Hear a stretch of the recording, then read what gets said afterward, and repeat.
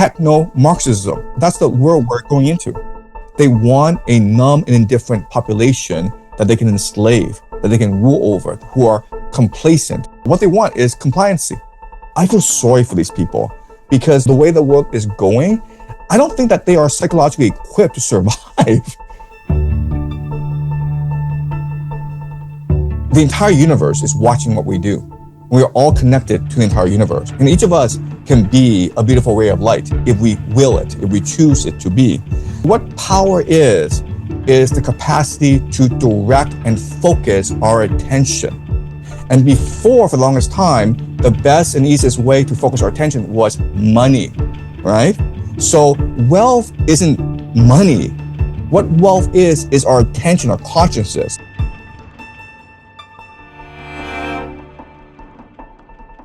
Two words, you matter. But you have to choose to matter. You have to believe that you matter. And honestly, I think it's a message that the elite have purposefully hid from us.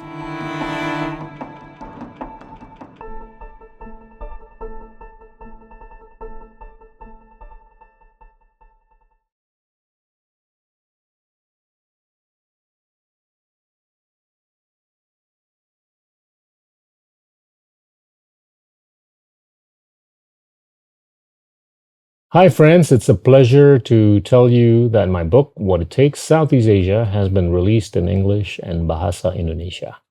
You can buy it through books.endgame.id or at any of these stores. Now back to the show. Hi friends, today we're honored to be graced by Jiang Xueqin, who has given lots of analyses about what's happening around the world. Jiang, thank you so much for gracing our show. Thanks so much for inviting me, Gita. Yeah, I want to start out with how you grew up. You grew up in Canada, and you've mentioned that you were not at the top of the class, but you were up there within the top echelon. And then you decided to go to Yale. And tell us what shaped your early educational journey. Right. So I grew up as an immigrant in Toronto, Canada. And my parents were very poor and they were not well educated. So we would have qualified for welfare. Canada has a very nice social service system, and welfare is actually very, very nice. But my parents didn't speak English. They didn't know the system. So we actually lived worse than people on welfare, meaning that we didn't go out at all. We didn't really have meat at the table. We had vegetables. We didn't have a vacation. We only got a car when I was like 16. So we moved over when I was 6 years old. So we took public transport everywhere. And the highlight in our life was like a monthly dim sum lunch. So it was a pretty hard upbringing. I stuttered throughout school because I'm a very sensitive, very active person with a lot of curiosity. And the stress and the trauma of growing up as an immigrant in Toronto really affected my speech patterns. And the kids made fun of me because my dad cut my hair. My mom bought clothing at bargain outlets. And I wore a lot of clothes that were too oversized because they were hand-me-downs from cousins. And it was a very hard upbringing.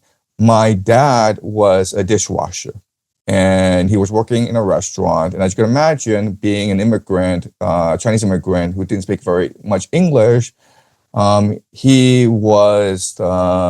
suffered under a lot of racism, and that transferred into the household. And my dad was a very violent and angry man. He was actually a high school teacher in China, and he had a lot of status, a lot of prestige, and he enjoyed his job. But this was during the Cultural Revolution. And when it ended in 1976, he looked for the opportunity to go abroad to build a better future for his children. And so I grew up in a very tense, very traumatic environment that basically left me depressed and angry for most of my life. And I wanted to escape my environment. And so I applied to university and I wanted to get out of Canada. And apparently the Ivy League took young, promising students. And so I was not at that point. I was like 16 years old when I decided to apply to Yale. I was not a promising student. I watched cartoons. I didn't really read that many books, but I was intent on getting out of Canada. So I repackaged myself. I manufactured myself as a plausible candidate for Yale. And I joined the soccer team because it was the easiest athletic team to join. I was not an athletic person, but they were desperate for recruits. I started to read a lot of books. I crammed for the SATs. I took the hardest courses. And out of pure luck, okay? I mean, it was just pure luck. But I applied to 4 universities, Harvard, Yale, Princeton, MIT. Harvard was the first to reject me, but they wrote a very nice consolation letter, by the way, guys. If you apply to Harvard and they reject you, it's a very nice feeling because they tell you it's not where you go, it's what you do when you get there. And it's something that I remember for the rest of my life. So I thank Harvard for such a nice letter. So Harvard was the first to reject me, then Princeton and MIT. And I thought there was no chance I would get into Yale. And I think that when I applied, it was 1995. So the year was 1995. And by early April, basically all the decision letters would come in. And by mid-April, I still have not heard from Yale. So I sort of forgot about this. And I came to the resolution that, what mattered was not the destination. What matters is the journey. The fact of the matter is that I proved that I could radically transform myself if I set myself a higher goal. And so I was thankful for the journey, and I just accepted the fact that I would go to Waterloo, which is an engineering university in Canada. It's actually pretty good. So I was not great university. So I was not unhappy about it. But then at the end of April, I received a letter from Yale. Now, the thing to know about the U.S. application process is that you know from the size of the envelope if they accepted you or rejected you, right? So if they accepted you, it's a huge envelope because they want thickness too, right? Yeah, it's very thick. It's because they have a lot of brochures. They want to sell you on wanting the acceptance, right? They want you to accept their acceptance, right? So usually you just know from the size of the envelope if you got in or not. So I got a small envelope, okay? And that basically means rejection. And, I had already decided that I was not going to get into Yale. And I sort of dismissed it. And I actually wanted to throw in the garbage because why do I want to read another rejection letter, okay? So I was pretty despondent and I wanted to throw in the garbage, but I said, no, I have to read the rejection letter because it might say something nice. So I went up to my room. I put my backpack on the bed. I laid down on my bed. It was pretty dark. I remember it being a very dark room. And I opened the letter, and the first word that it said was, congratulations. And that was a shock. I mean, it was as though someone punched me.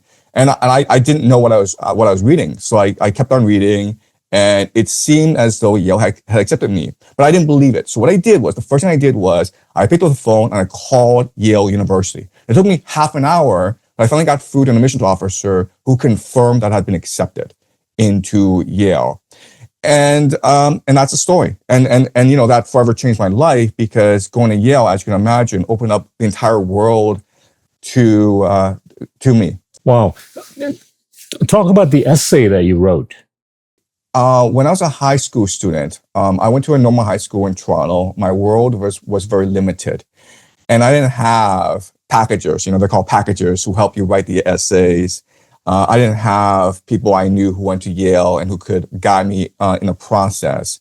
So I just wrote a very mundane essay. I mean, I wrote about my love for Richard Feynman. At that time in high school, I fell in love with physics. I fell in love with quantum physics. I watched all of Richard Feynman's lectures. I just think he's the greatest science educator ever. And so I wrote about my love for Richard Feynman and how I myself wanted to pursue particle physics. And then I did that for a year at Yale, and I gave up because I was not cut out to be a particle physicist. I switched over to the other extreme, which was English poetry, right? So I went from particle physics to English poetry after 1 year. Did you know anything about English lit or English poetry? Nothing. Or you just, it was random? Nothing. Yeah, I know. It was a standard Toronto public school education. So in high school, you read Hamlet, you read Julius Caesar, but you also read a lot of like bad Canadian fiction. They make you read bad Canadian fiction. They make you read Alice Munro, Margaret Atwood, and they're good writers. But when you're a high school student who's a Chinese immigrant, Alice Munro and Margaret Atwood are not talking to you. You're not connecting with these with their protagonists. And I didn't really care about menopause. I really didn't care about these things. And so that turned me off. But when I went to Yale, the great thing about Yale is it's a liberal arts school, right? So they encourage you to take a wide spectrum of classes. There are four groupings. There's the languages, there's the humanities, there's the social sciences, and there's the sciences. And you're supposed to take certain courses in all four different groupings. So I stuck to taking English literature. And I fell in love. The first semester, we read books I've never heard of. So we read Spenser, The Fairy Queen. We read Chaucer, The Canterbury Tales, Andrew Marvell. And I've never heard of these people in my life. But there's something about the poetry. It was as though that in the page, there was almost like a divine spark. It was almost as though the words were alive in poetry. And that sort of compelled me, or that sort of attracted me, seduced me to want to know more. In the second semester, we started to read Paradise Lost. And I love Paradise Lost. That was the moment that clicked, like, wow, John Milton is a genius. This poetry is the work of God. John Milton was this prophet, and God was through him speaking the truth to the world. And that's when I fell in love with poetry. So John Milton was a major breakthrough. John Keats was a major breakthrough. William Butler Yeats was a breakthrough. T.S. Eliot, and that's when I realized that I want to do this for the rest of my life. Maybe not research English literature, because as you can imagine, you probably know this, but academia can be very dry. You're very focused on very narrow topics. And I was a very wide-ranging thinker. I was very curious. I felt that to try to understand the world through a literary lens, to try to read people as though they were a book, trying to decipher a soul of a person by analyzing a person's language. That was very, very appealing to me. And I received a very strong training in that. And it's something that I carried with me for the rest of my life, because after Yale, I was a journalist. And so, as a journalist, you have to have empathy. You have to try to see things from other people's perspective. So that literature background was very important for that. I was a teacher. I'm still a teacher. And as you can imagine, literature equips you with very strong communication, communication. And so that education really empowered me for the rest of my life. Did you ever have any curiosity with respect to the Russian stuff or the Chinese stuff? Tolstoy, Right. Dostoevsky. Right. Right. So again, you receive a very broad education at Yale. So it's fascinating with Russian culture and history and literature. So I did read Tolstoy. I love Anna Karenina. I read that at Yale. It's such a wonderful, wonderful book. I spent a lot of time focused on the Russian Revolution. So we read Vladimir Lenin.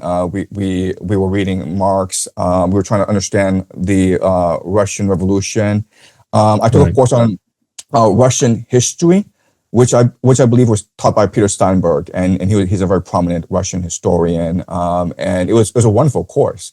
So I do have some background in that. Yes. Because I would have thought that you've talked quite a bit about how class structures are shaped by ideology, and how Marxism, socialism, communism, capitalism. A lot of the stuff would have been shaped by a lot of the readings that came out of Russia and other European countries, and of course the UK and the US. Now, did you come across the secret society at Yale, the Bones and Skulls? Right. So, and like everyone knows this, but even at Yale, there's a hierarchy, and Skull and Bones is at the very top. So I didn't know this at that time when I first went into Yale. But if you come from the private school boarding system, and a lot of Yalees did come from that system, like Groton and Andover and Exeter and St. Paul's, they knew the point of going to Yale was to try to get into one of these secret societies your senior year. It's the same system at Princeton and Harvard, where it's a hierarchy, and the very point of a university is to prove your social worth. But I didn't know that. I mean, I was just this poor Chinese immigrant who lucked into Yale from Toronto. So I was very naive about Yale. And I thought, the entire point of going to Yale is to get an education, right? The entire point of Yale is to read good books, talk to your professors, and open your mind. And so that's what I did for 4 years. But I wasn't really involved in the social scene. I wasn't really involved in the politics where you meet friends, you join the right clubs. But this is what I know about Skull and Bones. Okay, so Skull and Bones, every year 12 juniors are tapped. Okay, they're 12 or 15. Excuse me. I thought it was 15. Oh, it's 12 now. Okay. You know what? I thought it was 12, but it could be 15. Okay, so maybe 15, maybe 12. I'm not sure. Right. Okay, but you don't apply. You're tapped. Okay, meaning that you're told to go to a certain place. So you're tapped. That's the first thing I know. Second thing that I know is that those 15 who are selected come from very diverse background. So just look at who gets in. It's always one person who has a fanatical religious background. It's another person whose dad is a famous alumni. Another person is going to go into politics. Another person is editor of the Yale Daily News. Another person is head of the student government. So the 15 is meant to be diverse, and it's sort of preordained. And people spend a lot of time, jockeying to be editor of the Yale Daily News. Okay, so that's something I know. So I'll tell you something funny. So I'm the class of 1999. And apparently, the class of 1999 was a mediocre class, and that's probably how I got in. And so that year, I knew who my friend was the editor of the Yale Daily News, and he was so angry that he was not tapped to join Skull and Bones that he started his own secret society. And he was rich, so but that was just the absurdity of the competition, around joining these secret societies. So he and some other people start their own secret society. He thought that, I'm not editor of Yale Daily News, and so I must be tapped. But apparently it's not that, it's not that strict. The third thing I will say about Skull and Bones is that the people that I know who got into Skull and Bones are actually pretty low-key people. They're not people you would think are intellectually vibrant and charismatic. These are people who are pretty low-key. And I think a lot of it is they know how the system works, and they're sort of born in that position, and they know how to navigate that system. So I do know about Skull and Bones, but to be honest with you, I was in a different world. I was very much marginalized and alienated at Yale. Did you get a sense at that time that was sort of the way for anybody to get powerful, get rich, or whatever? That was a precondition for somebody to belong to some ritual, activity in order to be powerful or to be wealthy, to be rich, or to be whatever in a position of leadership or authority. Right. So again, I was very naive when I was at Yale. I was a poor person. I have absolutely no idea how power works. So I believe in the complete opposite, where the world is run by ideas. So if you're able to produce the best ideas, somehow naturally, I don't know how, but somehow naturally, you flow into positions of power. And so the world is run by a hierarchy of ideas, and the people at the very top are those who have the best ideas, and people at the bottom have the worst ideas. And so it's a meritocracy. And being at Yale, and Yale prided itself on the surface, ostensibly, as being like that. It's not really like that, but I didn't know anything. I was naive, and I was very thankful that I got a full scholarship to study at Yale. So I believe this is how Yale works, and this is how the entire world works. And as you can imagine, I was in for a shock and surprise when I actually went out into the world and recognized that that's not how the world works, man. It's all guanxi. It's all who you know. And so for about 10 plus years, I became very depressed. I became very angry because, I'd put myself in the classroom at Yale. I didn't get into Skull and Bones. I didn't become a Rhodes Scholar, but in the classroom, where it's almost a gladiatorial combat of ideas. I mean, like I was a very proficient warrior. I mean, I had some very interesting things to say in class, and so my professors, I was, they thought very highly of me, and they were actually pretty confident that I would be successful in life. And so I go out in the world and then, it's one failure after another failure. I failed as a journalist. I failed as a teacher. I couldn't really find employment. I became extremely frustrated. I became very angry. And that forced me into a deep depression, which, by the way, today I'm very thankful for because it really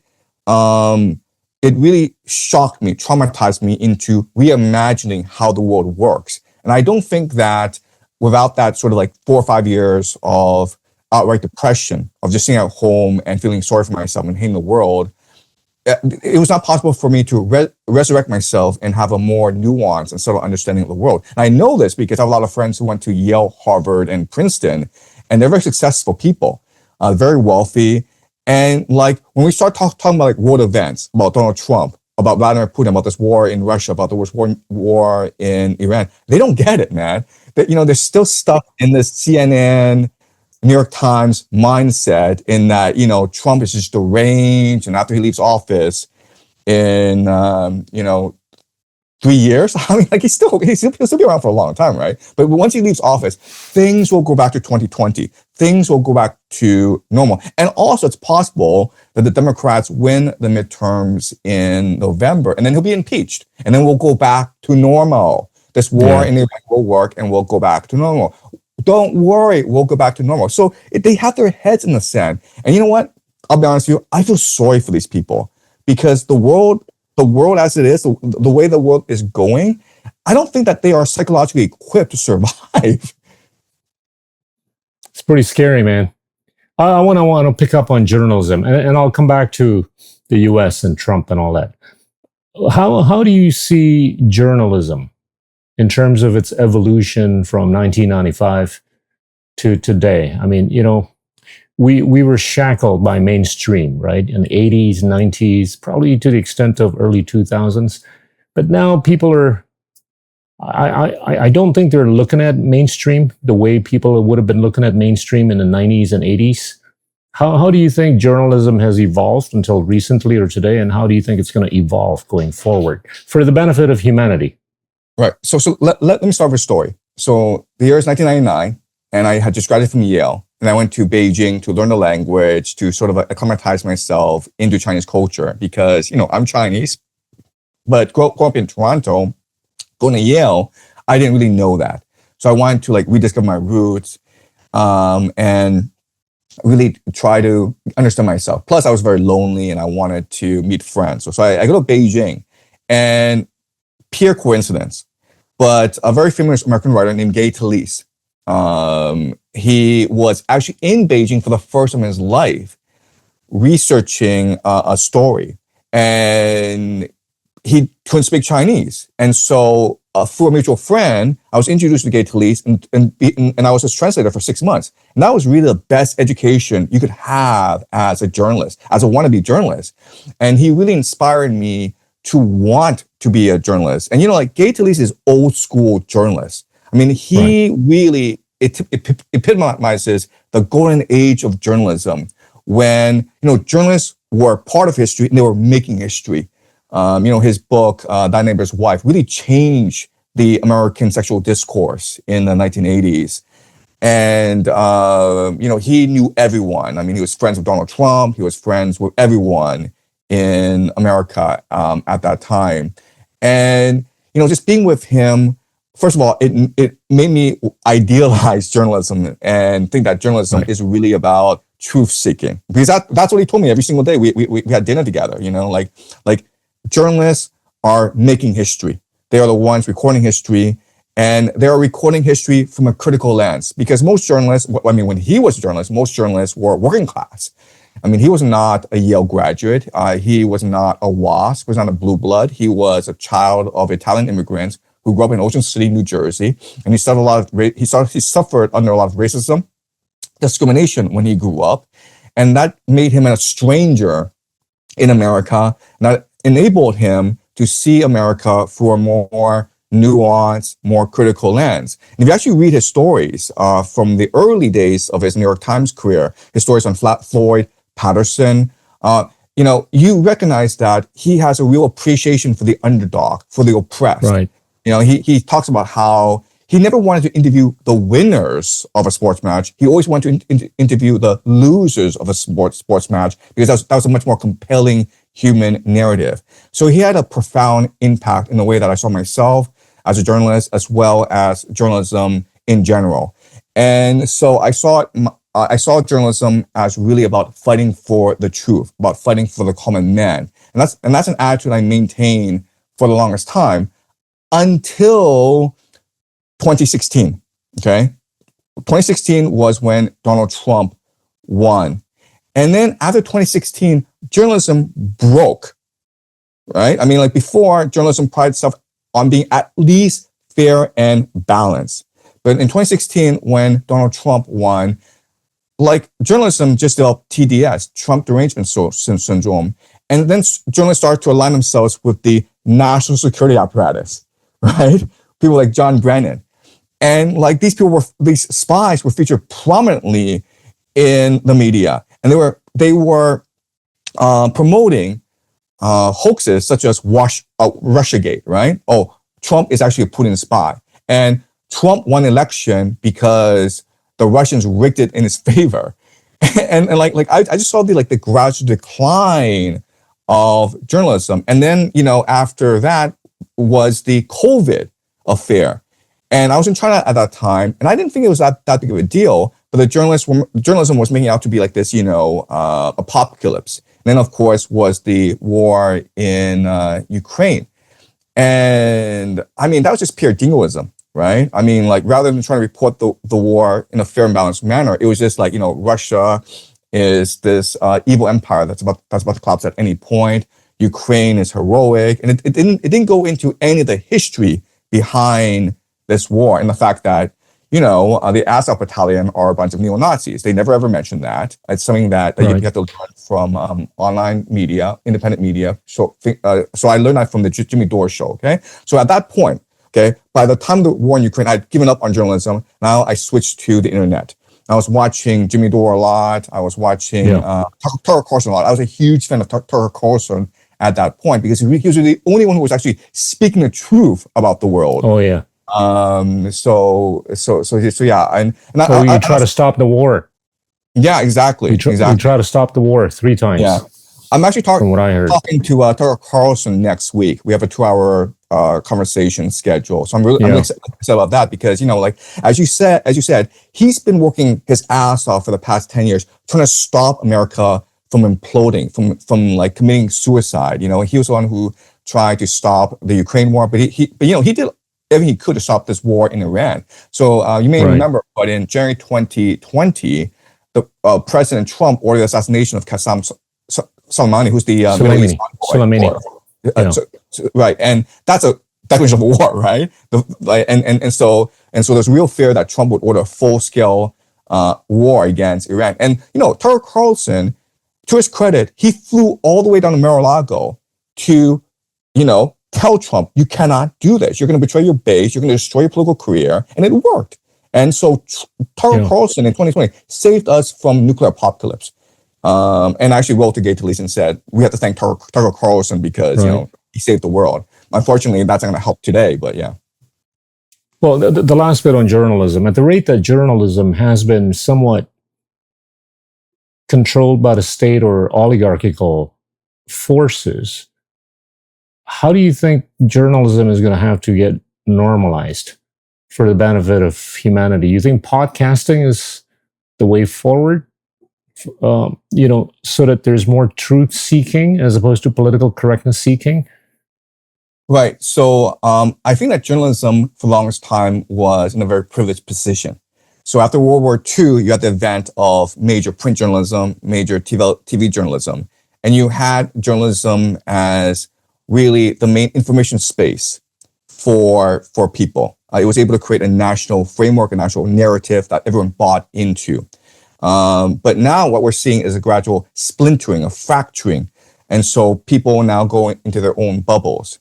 And so I mean, the corporate answer, of course, is AI, where AI is able to moderate for you your worldview, right? And that's why these companies are pushing so hard these AI assistants, right? So Yeah. these AI assistants, you're not even supposed to read books anymore. These AI assistants will read the book for you and tell you what it means. You're not supposed to read the news anymore. The AI assistant will interpret the news for you.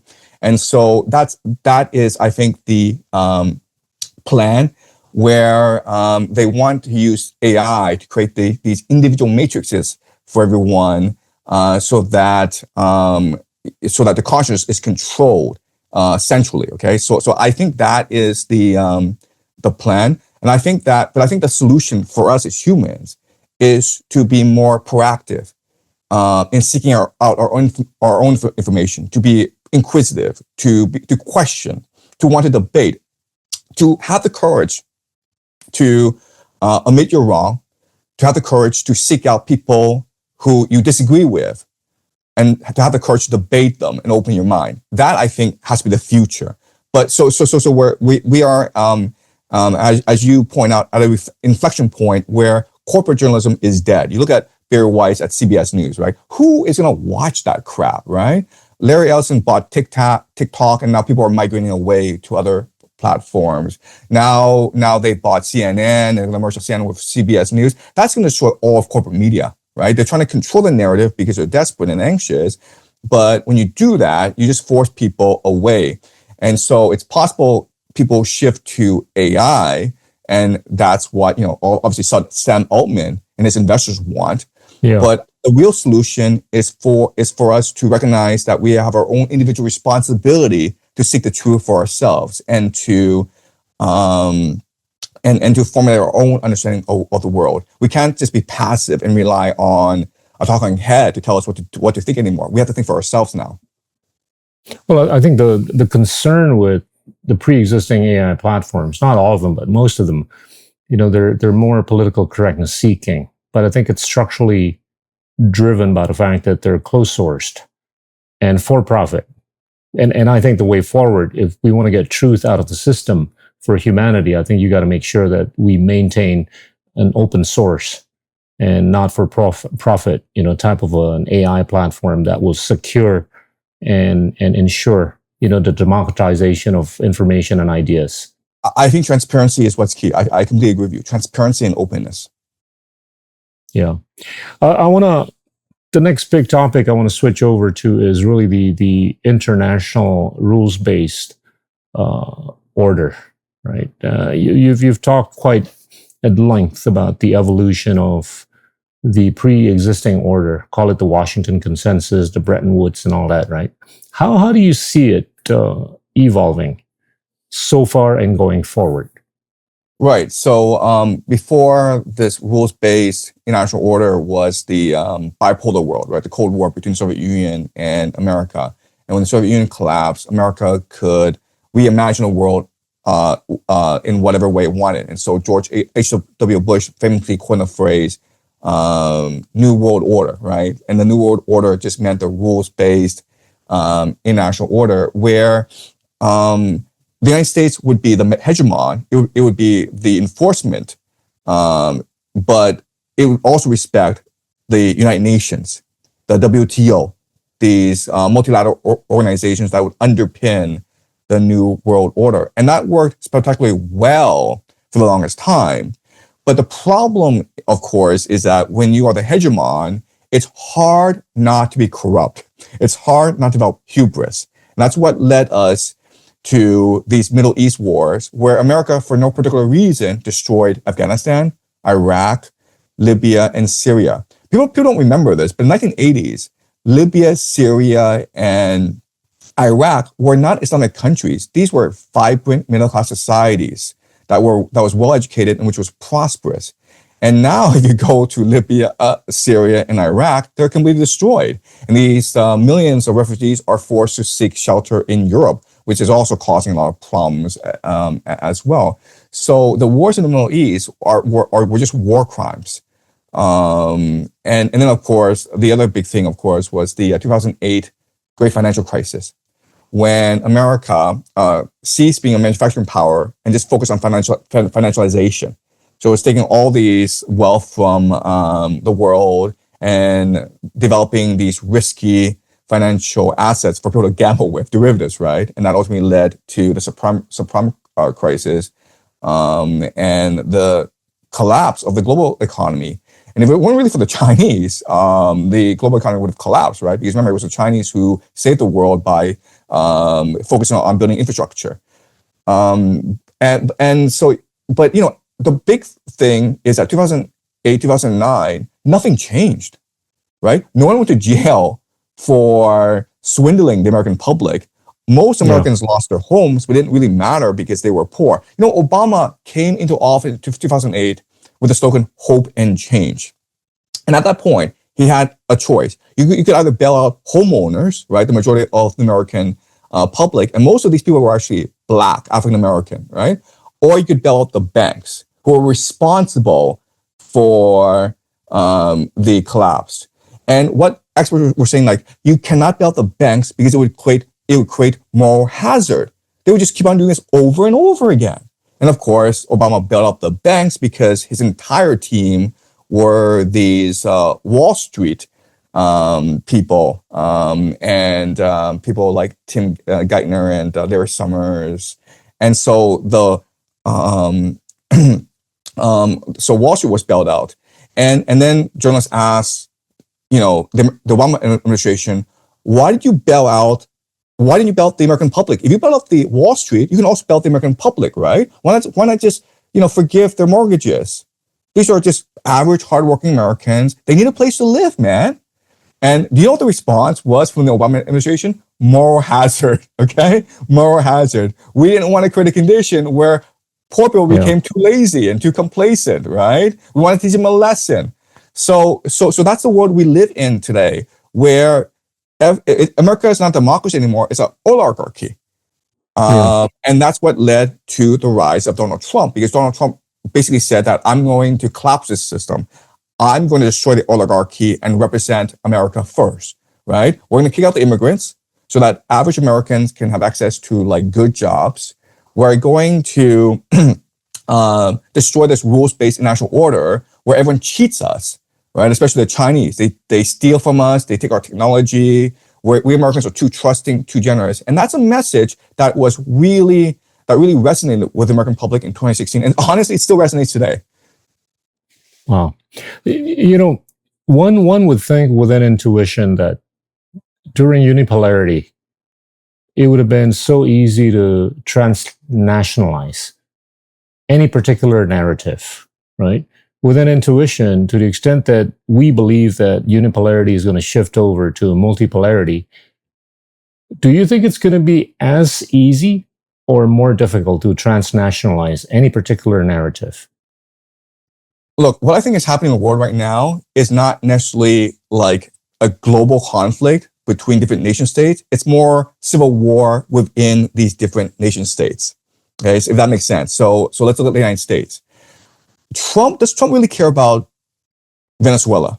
Does he really care about Iran? Does he really care about these places? I don't think he does. He's never been in these places. You know, he's a transactional individual. What he cares about, first and foremost, is getting revenge for what happened in 2020. In Trump's mind, he had one election in 2020, fair and square, but the elite, the Democrats, cheated him, okay? $6 billion were spent on that election by the Democrats against Trump. There's something called the blue tide, okay? So what happened was that a few days before the election, Bernie Sanders went on the Jimmy Kimmel show. And you guys, you can just Google this, okay? It's online. Yeah. Bernie Sanders was on the Jimmy Kimmel show, and he said this.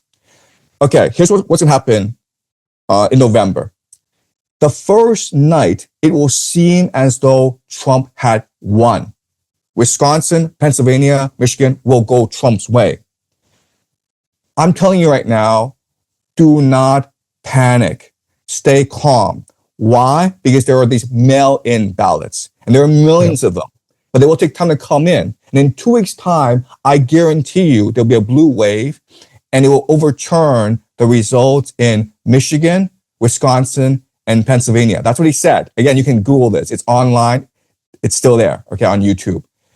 How did he know this? How could he possibly have known this? And why would he go on Jimmy Kimmel and tell the world this, right? So I mean, like, it was suspicious what happened, right? But so I'm not saying that the election was stolen. Like I don't want to get you sued, okay? But in Trump's mind, it was stolen. But not only that, right? What happened after the election, of course, was January 6th. And we have a lot of evidence, and Tucker Carlson has reported this very well, that was staged, that there was deep state involvement in orchestrating these riots, and they called it a sedition afterwards. And the entire point of that was, of course, to make Trump ineligible for re-election ever again, okay? They wanted to eliminate the threat of Trump. And then what happened afterwards, of course, is when Trump was out of office, they had the Mar-a-Lago raids where they tried to put him in prison. There was all these lawsuits against Trump, and he lost billions of dollars in these lawsuits. There was attacks against his family business. I mean, they really tried to destroy him. And so that forced Trump back into the political arena, and he won in 2024. I guarantee you, like after what happened in 2020, his entire concern, his entire administration is getting back at the Democrats for what happened, destroying the deep state, okay? Now, you can't take on the deep state directly. That's not how Washington, D.C. works. But you take the deep state, you attack the deep state in the margins, okay? And what are the margins? Well, Venezuela is a margin, right? So, last August, he started to deploy the American Navy to the Caribbean.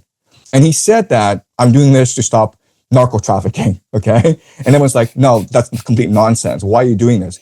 Okay, but let's take him at his word.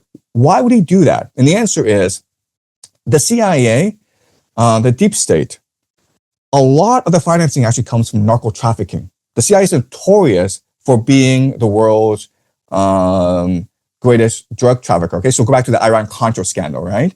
Also, remember, Afghanistan. Before the Americans, the Taliban already wiped out the opium trade in Afghanistan. The Americans go back in, and what's happening? American soldiers are protecting poppy fields. And where's this opium going? Yeah. It's going to the Sacker family in the United States so that they can produce an opiate crisis in the United States, which kills thousands of average Americans, and so you can make a legitimate case that Trump really wanted to go after narco trafficking because he knew that was a major source of illicit funds for the deep state. And so he wanted to undermine the deep state. You have Trump now building up his, basically secret police, the ICE, right? So I think it's better to view the world as an expression of the civil war going on in the United States rather than really a war among nations. Can I take it that you still believe that the elite class is still going to be able to continue ruling the world? And if that's the premise, then the world is really not going to shift over from unipolarity to multipolarity, because the same group of people all over the world are just going to be running around and telling everybody what to do. Is that the right way of thinking, or? Right. So in theory, that's true. Okay. But there's a caveat. And the caveat is this. And Peter Turchin talks about this in his work. He has a theory called elite overproduction. So the elite will always rule over us. But the problem is like they have too many kids and they want all to rule. And so it's a zero-sum game, right? And so what we're seeing right now in America and possibly around the world is a battle between different elites who want to impose their own reality on the world, okay? So to put it very simply, in America right now, you have two major elites. The first elite is the traditional transnational capital elite, Wall Street, City of London, Dubai, Hong Kong, right? They've been in power for the longest time. They were in power during the Clinton years and during the Obama years, all right? So that's the financial elite. And now you have a new power that's arising that wants to challenge and overthrow them. And it's really the technological elite, Silicon Valley. And what they want to do is replace the US dollar system with the AI system, right? And that's why, okay, so let's put this concretely. Let's go to 2008, where Obama bailed out the Wall Street, right? And that shows you that the transnational capital elite is transcendent because they're able to control the levers of government. They're able to direct government policy. You fast forward to today, what's happening where these AI companies, NVIDIA, OpenAI, Microsoft, they're building these data centers all around America. Now, we all know these data centers don't make money. We also know that it's an AI bubble, but they don't care because they know that if this bubble bursts, the American government, Trump, will bail them out because they control the levers of government, just as the financial elite controlled the levers of government in 2008 and 2009. Wow. Now, AI is only likely to further elitize the pre-existing elitization. I mean, we've seen, we've read a number of books, one of which would have been written by Darren Acemoglu, Power and Progress, that talks about how the median wage in the US went up on a yearly basis by 2.5% from 1945 to 1973, but thereafter, that was around the time when internet started getting hot. The median wage started going up on a yearly basis only by less than 0.5%. It just tells me, at least intuitively, that technological innovation doesn't lead up to shared prosperity. Now with AI, it's just going to further elitize. So that just sounds more helpful to the elite class, right? But you're right in that the elite class has lots of children, and I think it's going to be a bit more difficult to manage. But there is still some degree, if not a high degree, of elitization going forward. As such, multipolarity is still going to allow for the transnationalization of any narrative or some narratives. Is that correct? Yeah. Well, yeah. So again, we're switching from a narrative that focuses on finance, how finance was this alchemy that could create endless wealth. So go back to the .com bubble, right? This is like 2000, and everyone's like, wait a minute, are these internet companies really doing anything? Like, there's something called Pets.com that was worth like billions of dollars, even like no one actually knew what they were doing. But there were lots of companies like this, and everyone's like, this is a bubble. And the narrative at that time was like, you don't get it, man. This is a new world. This is a new world of financial alchemy where growth is unlimited. It's a world of abundance. So the stock market's going to keep on going up and up and up, and then of course it led to the .com bubble burst, and so yeah. But and now it's the same narrative where instead of like the stock market, now it's AI. And everyone's like, what the hell does AI do? Because none of these companies are actually profitable. Like OpenAI doesn't make any money. And it's all like circular financing, right? So it's this bubble waiting to burst. And you talk to AI people like, you don't get it, man. AI is going to transform humanity. AI is going to create a world of abundance. No one has to work anymore. So it's a new world, and so you don't have to worry about it. So it's really the same narrative, but it's different players, right? And that's what's happening. Talk about how AI is going to replace fiat, and how AI is going to be able to create the illusion of God. Yeah. And how AI is going to be able to create the illusion of the Antichrist and all that, which you've been talking quite a bit. Okay. All right. So this is a really good question, but I need to go slowly so that I want to make sure I'm making myself clear. Okay. All right. Right. So the key idea is Plato's allegory of the cave. So in the cave, everyone is sitting down and chained to the floor. Okay. You're just shackled, so you can't move. Even your neck is shackled, so you can't turn around and look back. Okay. So, and like everyone is lined up and staring at a wall, an empty wall. Okay. And then behind everyone is this great fire. And there are people, the elite, who are able to take puppets, paper puppets, and then cast shadows onto this wall. And because no one knows any other reality except the one they are looking at. They hallucinate a new reality, and they give names to these puppets. They create their own language. They tell stories. Okay, and so that's the main idea we need to understand. Where we as humans, we create our own reality. We hallucinate reality. Okay, we project reality. So reality is just the collective consciousness. Whatever we believe to reality to be, it is. All right. So what power is the capacity to direct and focus our attention. And before, for the longest time, the best and easiest way to focus our attention was money, right? So wealth isn't money. Money is a tool to extract and store wealth. What wealth is our attention, our consciousness. Okay, so think of the idea of craftsmanship. What is craftsmanship? Craftsmanship just means that, like, if you don't pay any attention when you're making a vase, the vase is going to be ugly and no one's going to want to buy it. But if you put your heart and soul into pottery and creating a beautiful vase, then everyone's going to buy it because it's a work of art, right? And when you do that, you create wealth for the world. And so before, money was a great way to motivate and incentivize people to focus on their work, which creates wealth. Unfortunately, we conflated wealth with money, which leads to a lot of problems. Okay, and that was fine for the longest time. The problem with money, of course, is that it's really nothing. It's easily generated. So money is just created out of thin air, right? So any bank can issue a loan, and that qualifies as money. And so, but over time, when you have this system of fiat currency, you have too much money production. There's just too much money floating around. And so what happens is, if you're a parent, you have like $2 million in the bank, you want your kid to be happy, right?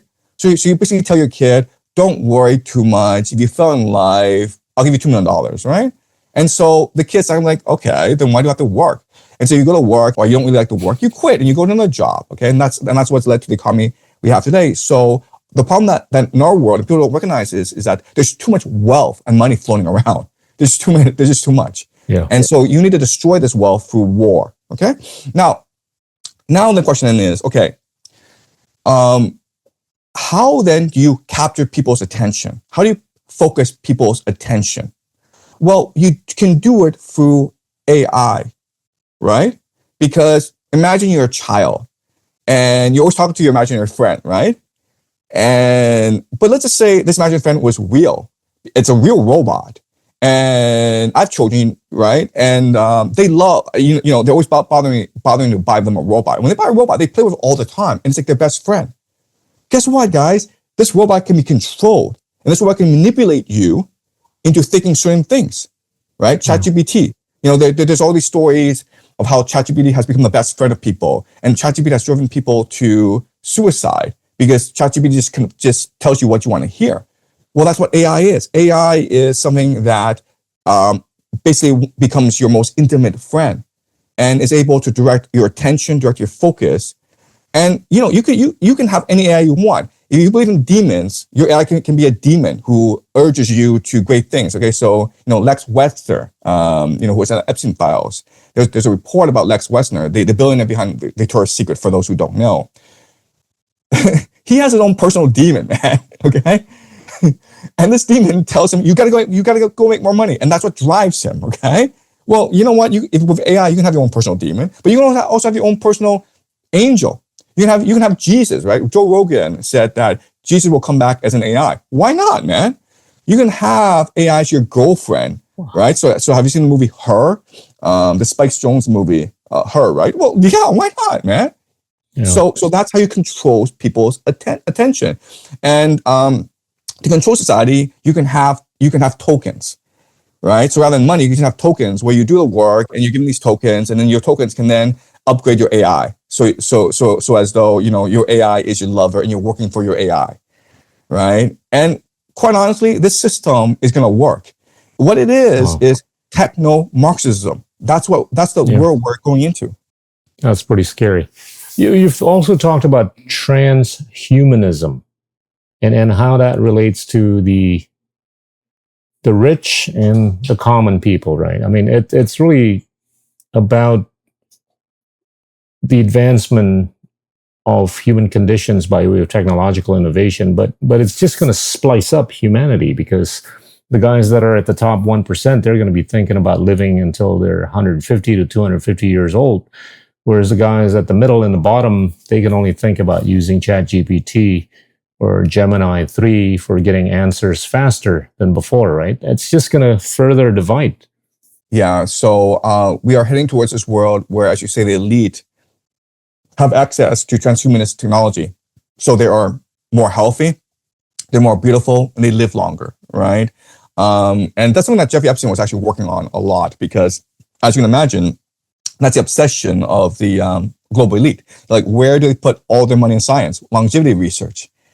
And then everyone else is going to be a slave, essentially, to this system where you're microchipped, and there are drugs that can modulate your behavior. So think of Brave New World, where they divide the world into different classes, like the alphas, the betas, the deltas, and that's the world we're living in. We'll go into, where, depending on your class, your behavior will be modified in a certain way. So, like, it's possible you can never get angry. You can't never get angry. You can never rebel, right? You can never think for yourself, but you'll always be happy, right? So the phrase, of course, is you'll own nothing and be happy. Wow. The last bit on the international rules-based order is with regards to what came out a few weeks ago called the Board of Peace.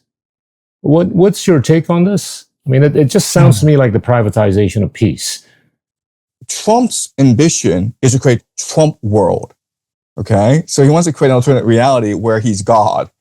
All right, so you're right in that this is a alternative. This is an answer to the UN Security Council. Now, remember, Trump is really pissed off at the international order. So remember, when in his first term in his office, whenever he went to the United Nations, he was ridiculed, he was humiliated. You know, he gave a speech talking about the German energy dependence on Russia, and the German ambassadors at the back of the room just laughed at him through the entire time. He went to the meeting. He met Greta Thunberg, and Greta Thunberg just sneered at him. Right, so he was despised in the UN, and he was considered the source of all the evil in the world at the UN. So he really hates the UN. And then what he's really pissed off as well is the Nobel Peace Prize. So Obama, like, the moment he got in office, he received the Nobel Peace Prize for doing nothing whatsoever, okay? Just for being the first African-American president of the United States and for talking really eloquently about world peace. So Trump's like, well, if he got it, why can't I get it? So he's been pissed about this for the longest time. And he says, like, if you gave me the Nobel Peace Prize, I would not have invaded Venezuela. If you gave me the Nobel Peace Prize, I would not have invaded Iran, okay? He keeps on talking like that, which tells you his obsession with this stupid thing. And so the Board of Peace, it's really Trump trying to create his another alternative global system where he's the top dog, he's dictator for life, and he can use this to supplant the United Nations and the old rules-based international order. But Trump's ambition is to live forever, right? And so the theory is, and this goes back to actually Kabbalah, but the theory is this: we've never had technology where the entire world can focus their attention on one person, right? We've never had that sort of situation before, but now we do, where the first thing that people do when they wake up in the morning is ask themselves, what the hell did Trump do today? Okay, and you go on Twitter, you doom scroll, you watch the news. Okay, everyone's attention is focused on Trump. And we understand the Kabbalistic understanding of the world, which is that the world is consciousness, right? Go back to Plato's allegory of the cave. Then that sort of energy, the entire collective consciousness of the humanity is focused on one individual. What does that do? And the theory is that means that person can live forever, eternally. I mean, he might need organ transplants. He might need a more cybernetic body. He might have to replace his body, but that's doable physically, right? With current technology. And so that's what Trump's ambition is, to create Trump world where it's Trump Emperor God Emperor Trump. But what do you think would be the practical implication of the Board of Peace at the rate that it's going to get vetoed by him as long as he lives? And it sounds like he wants to live forever.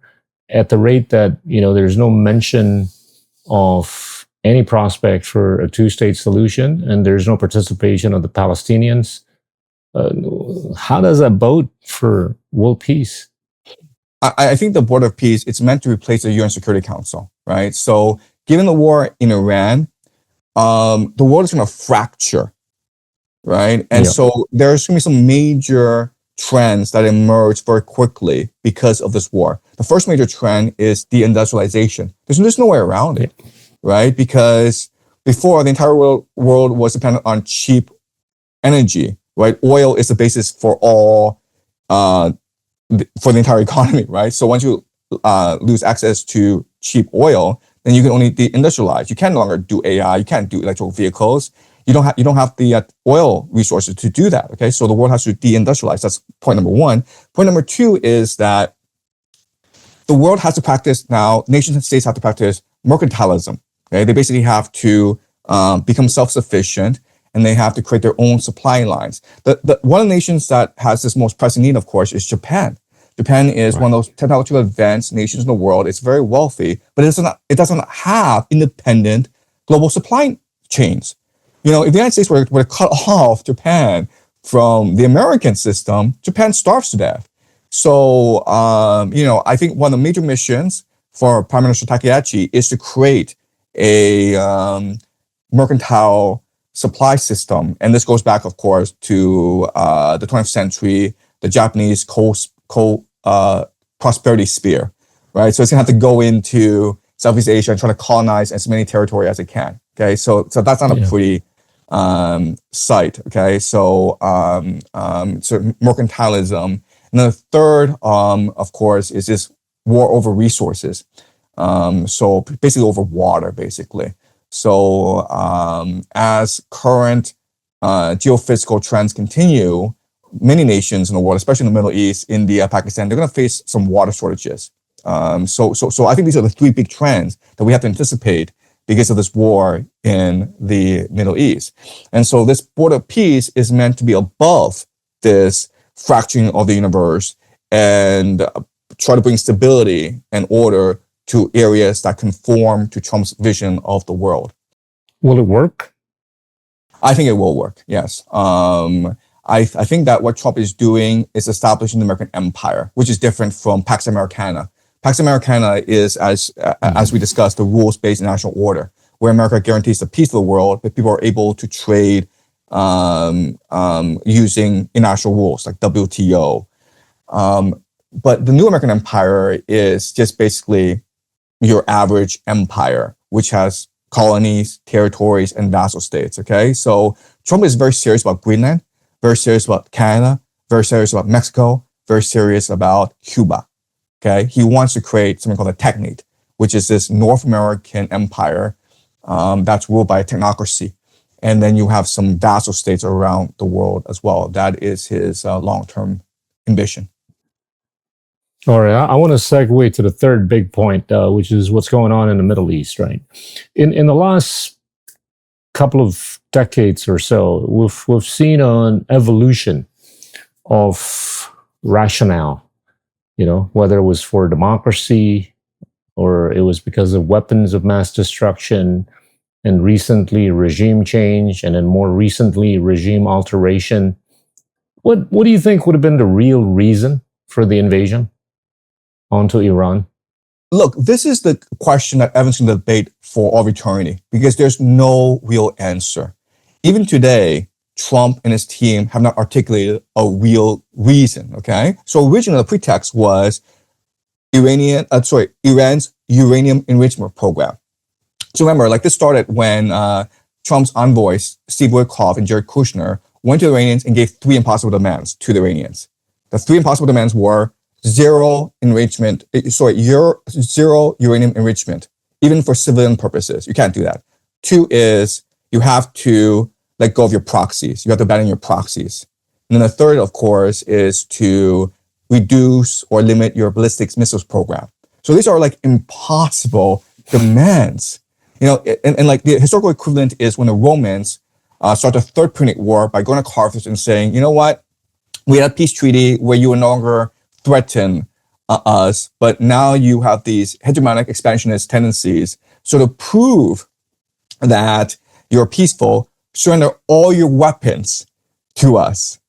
And to the chagrin of the Romans, the Carthaginians surrendered all their weapons. And the Romans like, what is this crap? We were ordered by the Senate to start a war to destroy Carthage, and we came up with this stupid, impossible demand that the Carthaginians could not possibly meet, but they did meet it. They gave us all the weapons, and now we have to come up with another pretext. And so the pretext came up with is, oh, you guys are a port city.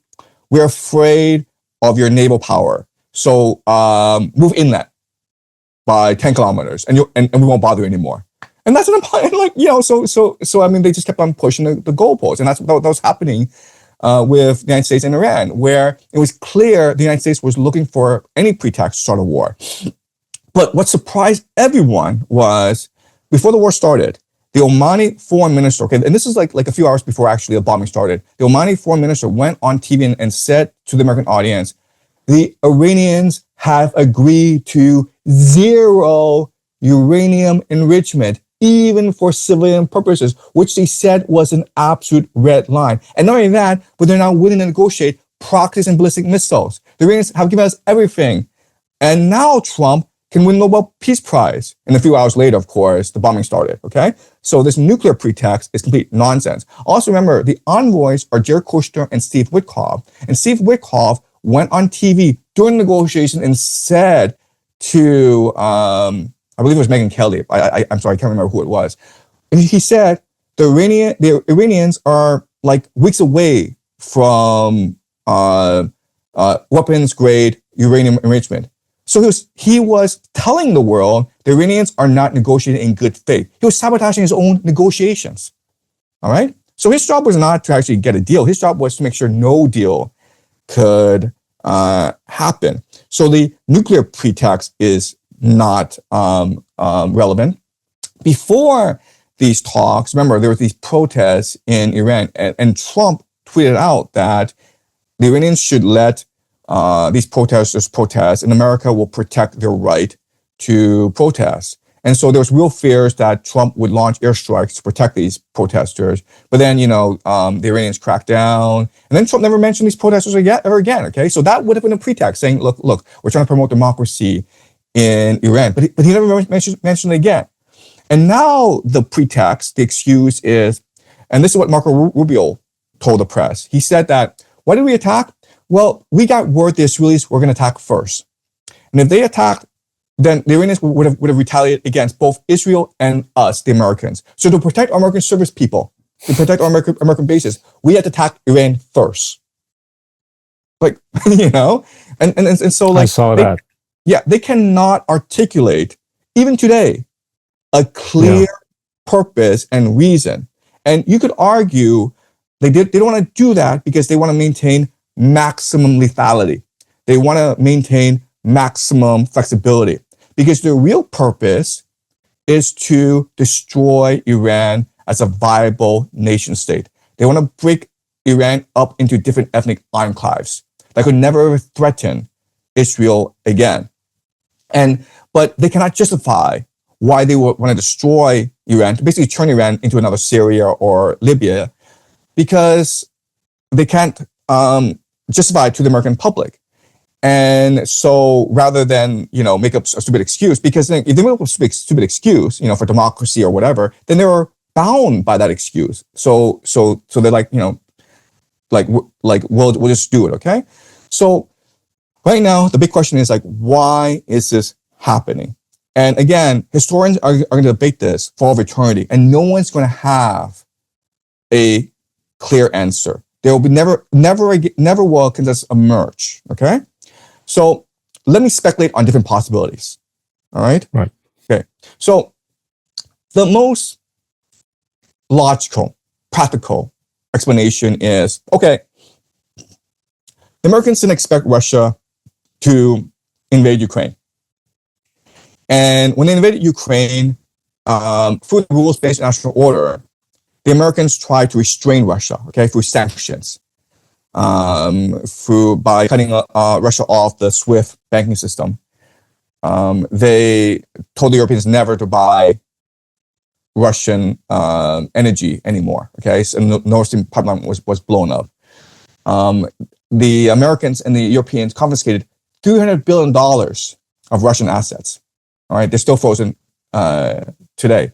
And the point was to use the rules-based international order to punish Russia. Problem is that it blew up in everyone's face, okay? What it did was it accelerated the collapse of the rules-based international order. More people started to withdraw their assets from American and European banks because they were no longer seen as credible, as reliable, as safe. It caused the implosion of the German economy. The German economy has never really recovered. Europe is suffering under economic recession right now. And Russia is stronger and stronger. The economy is doing well. They've moved on to a manufacturing weapons economy, and like people are doing well. And we know in China because they come here all the time as tourists, right? So the Russian economy is doing very well. So basically, Ukraine was a huge embarrassment for the Americans, and so the empire needs now to prove it's still the empire. And the way you do that is you attack Iran.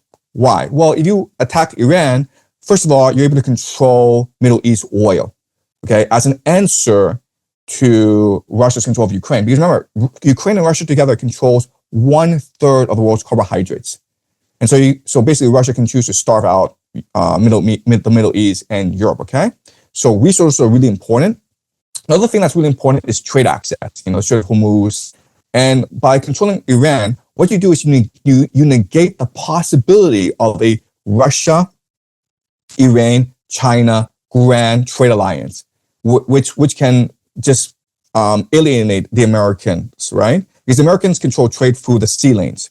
But if you have this heartland of trade, then you don't need to worry about the Americans anymore. Okay, and then the world will gravitate towards this new block, this new access. So America needs to destroy Iran to make sure this problem never arises. And the third thing is that for the longest time, Iran was too defiant, right? So in 1979, the Iranian Revolution overthrew the Shah, which was a CIA puppet. And so for the longest time, the Americans wanted to impose its authority back into Iran because the empire has a long memory, right? So that's the first possibility, that it's all about maintaining the empire, okay? But there are problems with this explanation.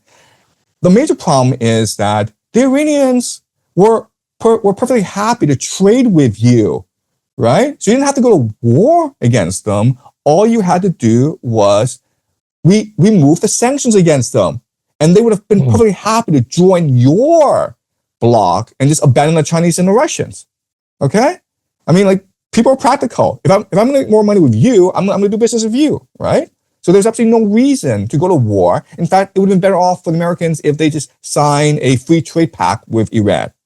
The Iranians would have been probably happy to do that, okay? So I think there's maybe historians will see the first as the standard explanation, but I think there are issues with that explanation, okay? So that's the first explanation.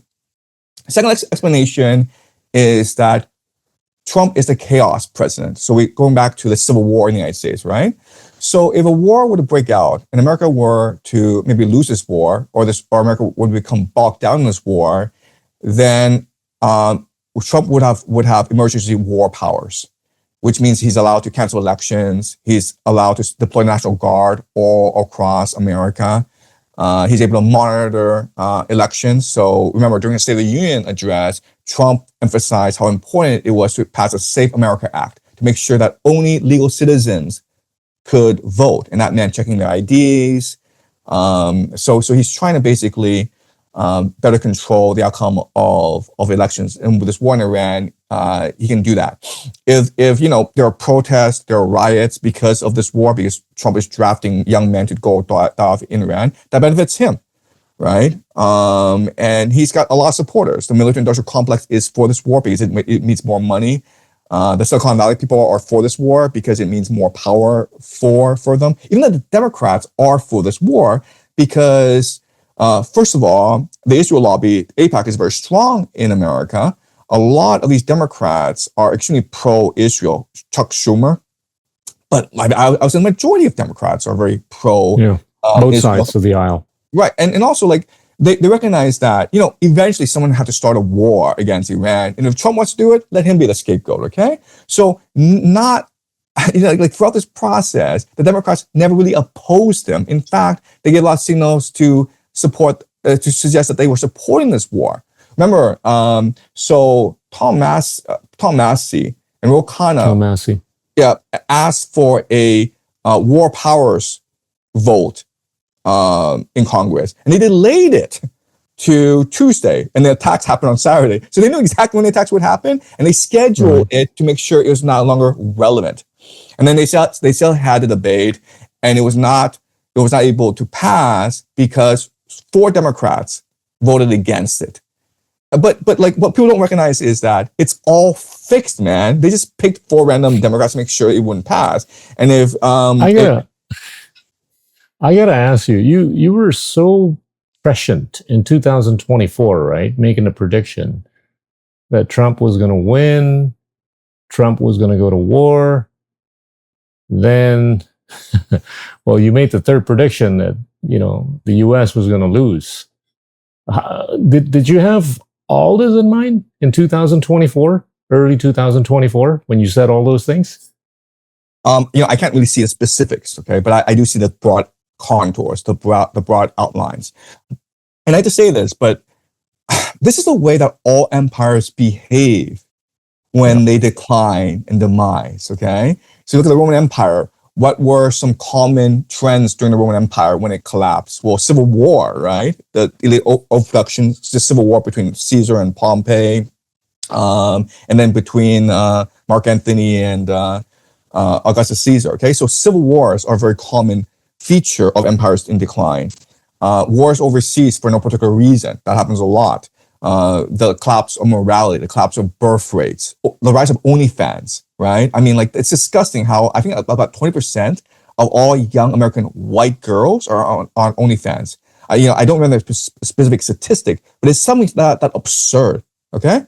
20%, or even more actually, of white American 20-somethings are on OnlyFans.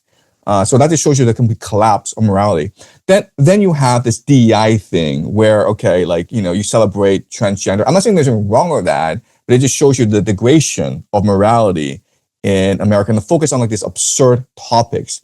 Economic collapse, debt, slavery, inequality, corruption. Okay, so America is going through a classic imperial demise phase. And if you just read history, you're able to pretty easily project how America will behave, okay? So a very common concept is hubris, where America will make a mistake, and rather than admit this mistake, it'll just double down and do something more stupid. So I knew exactly that, look, if Russia's going to win this war in Ukraine, America has to respond by starting a war somewhere else. You can't do a war against China because China has nuclear weapons. It will destroy the global economy. If you go to war against South America, what's the point of that? That doesn't impress anyone. So you just look around the map, and the only country that fits the criteria for how an empire can reassert itself by starting a war is Iran. Iran doesn't have nuclear weapons. It's a very powerful nation, and it has a lot of oil resources. And so America went to war against Iran because it wanted to reassert its empire. So just through game theory, just through some basic historical analysis, you can make certain projections. But what I cannot do is focus on specifics, right? So like the individual players, like who are they and what do they want? I don't know that. I don't know the timeline. Like I predicted that ground troops would be sent in March 2027, but after a 6-month air bombardment campaign, and now they're even talking about sending ground troops like, a week from now or something like that, something absurd.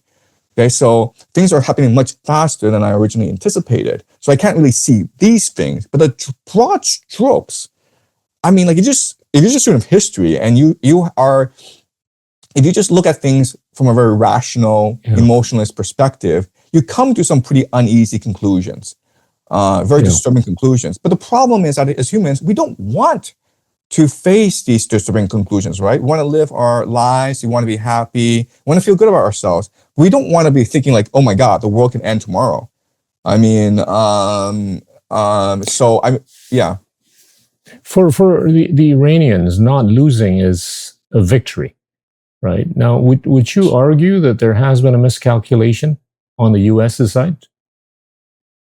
Okay. With the way the war is So again, this goes back to looking or likely to get more protracted? Right. So again, this goes back to the question of why this is happening. Okay. So again, we need to figure out what the possibilities are. The first possibility is to maintain empire. Okay. And imperial hubris. That's number one. Number two is this Trump, the chaos president, who's trying to destroy the world to make it in his image and win the civil war against the Democrats and deep state in America. Okay.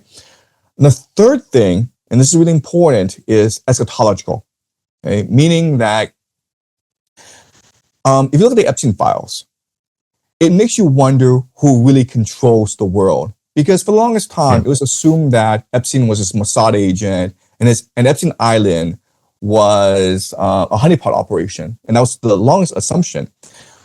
But when you actually read his emails and look at what he was doing, what you recognize is that Epstein Island was just a weekend getaway. It was not really that important. People were looking to get invited to Epstein Island. And the blackmail, he wasn't doing a blackmail operation. How he made his money was through arms trafficking, through money laundering. That's how he made his money. But not only that, but if you actually look at his emails, he was involved in a lot of major geopolitical events. In fact, he had advance warning of a lot of events because people like Prince Andrew and Peter Mendelsohn, who was the U.S.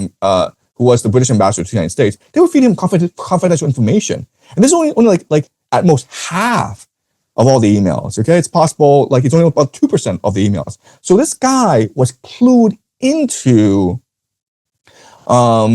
major geopolitical events. One thing that he said in the email that's very important is he was talking about how it's important to get ahead of geopolitical events. Right? If you want to be an investor, if you want to make a lot of money, you need to get ahead of geopolitical events. They're going to come, but you have to time it right to make a lot of money. And then, of course, this leads to the idea that, you know what, you can also manipulate geopolitical events so that you can make a lot of money. You can't stop geopolitical events from happening, but you can accelerate them in a way to time your investment, right? So the classic example, of course, is Polymarket, where, you know what, the 12-day war, the Maduro kidnapping, this war right now in Iran, you always had a person or persons on Polymarket make a killing because he or she had some inside information.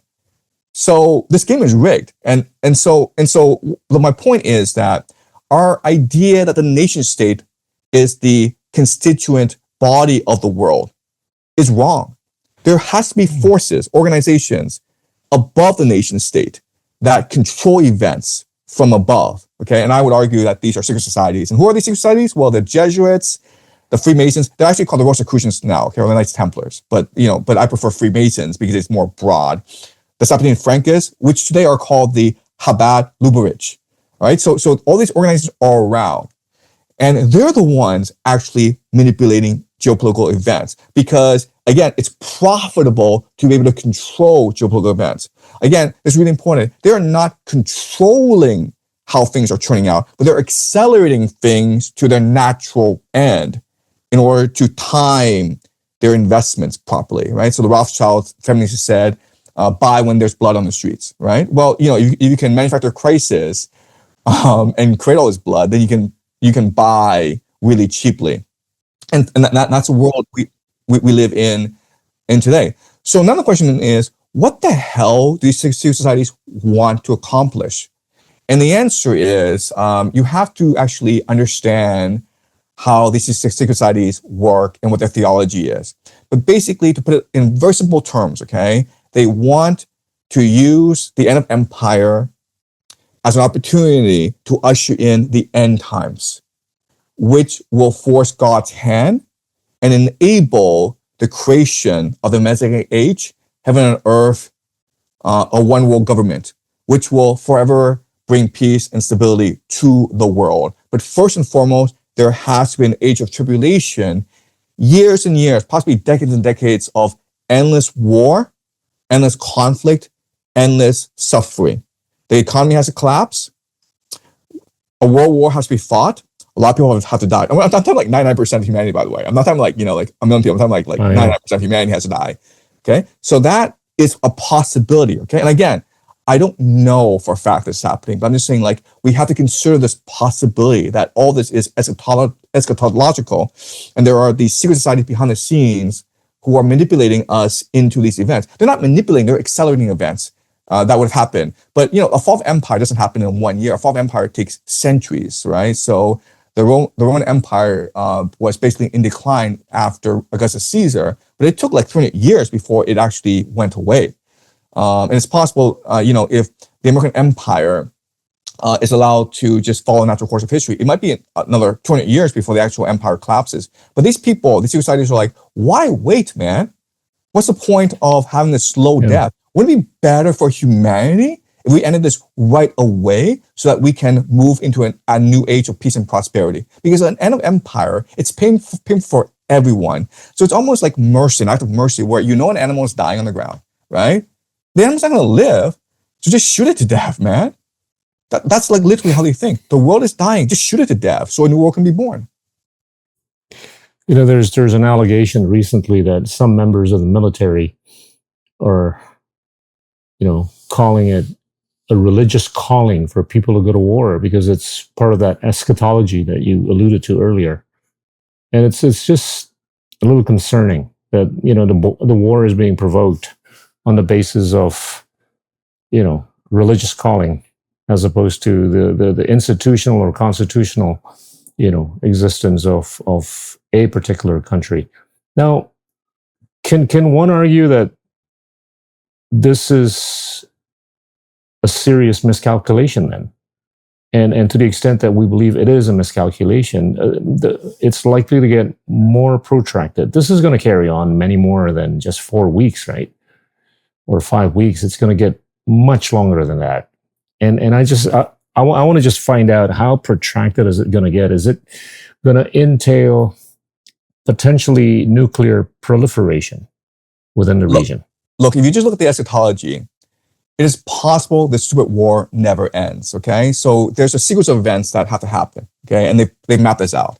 And again, what I think what's really important to remember is, like, it's not like they are actually manipulating things behind the scenes. That's too conspiratorial. It's more like they understand how history works. They understand this is the end of empire. There's a sequence to the end of empire that repeats throughout history. And so what they want to do is anticipate these events and accelerate them to their maximum benefit, okay?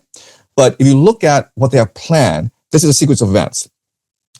What may happen very soon is that America sends in ground troops. That would be a disaster for America. They will lose a ground war against the Iranians because the Iranians can just hide in the mountains, and the Americans don't have the logistic network in order to actually occupy the country, okay? So this ground invasion, whether it's 100,000, whether it's 1 million, doesn't really matter anymore. They're going to lose this war badly. CENTCOM will collapse. America will retreat back into the United States, and then Israel will become a dominant nation in the Middle East. Because even though America doesn't win this ground invasion war, Iran doesn't win either, because Iran is destroyed in the process, right? They've lost their capacity to provide basic services to their people, water and electricity, basically. So Iran has to spend time rebuilding. But when it does rebuild, it'll be a much stronger nation, and that's the point, okay? So that's number one, the ground invasion. Another thing that's going to happen according to the script is the destruction of the Al-Aqsa Mosque. So there are rumors that for the past few days, the Israelis have closed down the Al-Aqsa Mosque. And there are rumors that for many years, Israel, under the pretext of an archaeological study, have been digging under the Al-Aqsa Mosque. And the fear is that they will implant explosives so that they can create a false flag incident where an Iranian missile comes into Jerusalem, and then they blow up the Al-Aqsa Mosque and blame it on the Iranians, okay? And there's actually a YouTube video of an Israeli preacher, a rabbi, talking about this, how the plan is to start a war, have the Iranian missile come blow up the Al-Aqsa Mosque, blame it on the Iranians, and start a war between the Arabs and the Persians, and let these animals kill each other, okay? That's literally what the plan is. So the great fear, the great question is the Al-Aqsa Mosque. And that's a litmus test of whether this war is eschatological or not, okay? So that's the second thing. The third thing is that this war will expand. Why? Because Israel needs to achieve the Greater Israel Project. And if you look at a map of the Greater Israel Project, it's actually the entire Middle East. So the Greater Israel Project is what the Israelis believed Abraham was promised by Yahweh. Okay, and it's used in the Bible. It says basically from the Nile to Euphrates, which includes Egypt, which includes Saudi Arabia, which includes Turkey, right? And Naftali Bennett, who was a former prime minister of Israel and who is most expected to replace Netanyahu when Netanyahu is removed from public office, he has said that Turkey is the new Iran. Okay, which means that after we're done with Iran, we're going to go after Turkey. Okay, so this war is going to widen. A lot of the destruction we're seeing in the war among the GCC countries, there's suspicion that a lot of this is actually Israeli false flags. So in the first couple of days of the war, a Saudi Aramco facility was struck. Okay, and so Aramco basically had to close down all its oil production, and then Qatar had to close down its LNG production, which provides 20% of the world's LNG. Okay, and then at first the Iranians were blamed, and then the Iranians responded like, we don't want to do that because we want to escalate too much, right? We're not going to attack your oil fields because then you'll come attack our oil fields and now screw us over. So it's not us, guys. And then there's more reporting. It turned out that this drone that struck the Saudi facility came from Lebanon. So it actually came from the west rather from the east. That doesn't make any sense, right?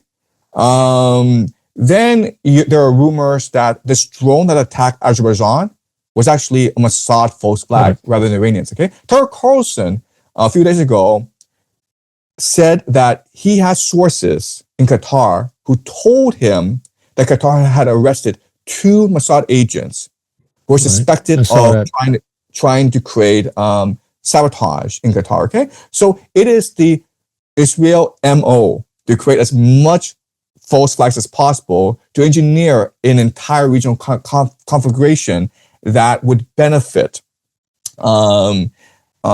Israel.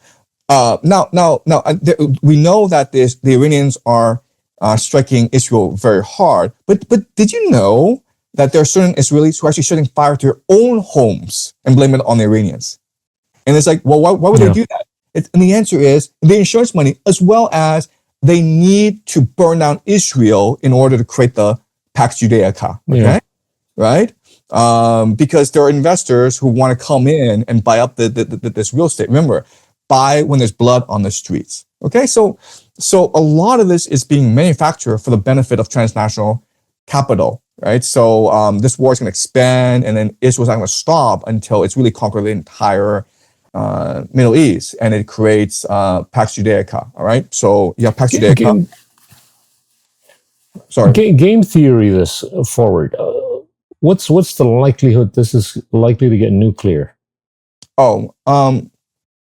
I actually think the probability is close to 0.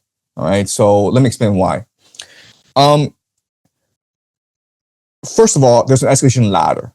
Okay, you just can't nuke a country for no particular reason. You have to have an excuse.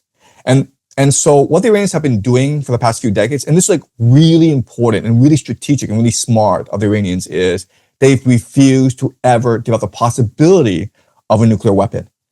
All right, there's this religious fatwa against nuclear weapons, and that's very intelligent because guess what? If you have one nuclear weapon, the Israelis will nuke you because they have the pretext to nuke you. Okay, so remember, there's an escalation ladder. You have to move up first before you can do it. And everyone's like, well, the Israelis are crazy. I understand they're crazy, but they have a military bureaucracy. And this military bureaucracy has a military doctrine we call the exemption option, which says that if we Israel feels ever threatened, we will nuke the world. We won't nuke Iran. We will nuke the freaking world. Okay.